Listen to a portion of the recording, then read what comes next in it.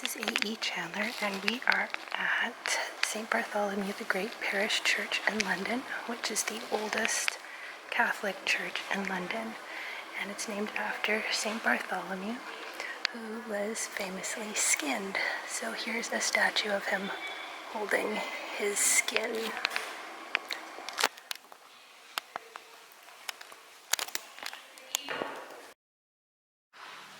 The church was founded in the early 12th century.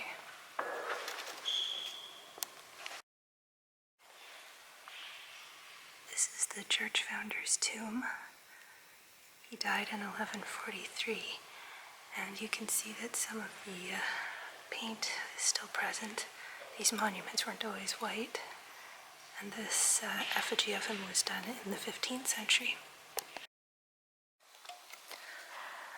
In England, you get Norman architecture, which are these really huge round pillars here, and some people think it's inelegant, and then that's why they switched to Gothic, but I think it's just really powerful and gives you a sense of the permanence of the building. This is the church's baptismal font. As is typical in English churches, it is in the south end, and they have the lid suspended so you can see inside.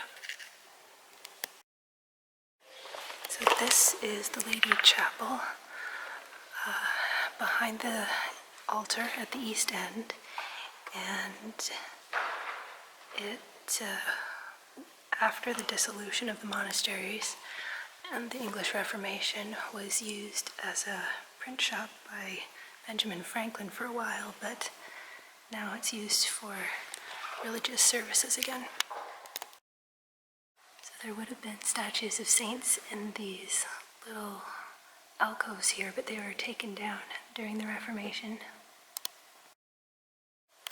The church is close to Smithfield, which is an old execution ground, and actually William Wallace was killed not far from here.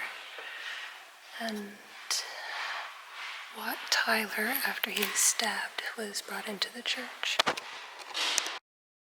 So this is where the entrance to the church grounds used to be, I think. Now the execution ground is over there where the market is, according to the resources of the church. So when the peasants were revolting in 1381, the leader, Wat Tyler, brought them here, and he was mouthing off to the king, so the mayor of London stabbed him, and he was dragged into the church.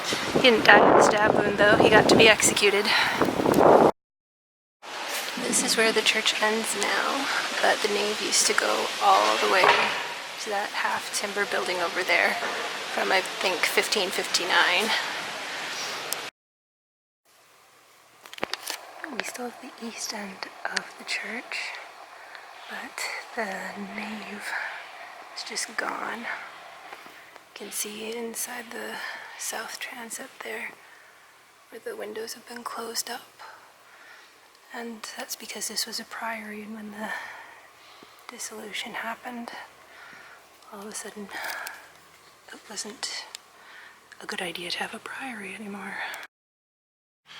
Normally, when you build a church, you start at the east end, so that's why you have the Romanesque parts there, but here you start getting almost a Gothic arch as you're heading toward the west. So the west probably would have been more in the Gothic style when it existed.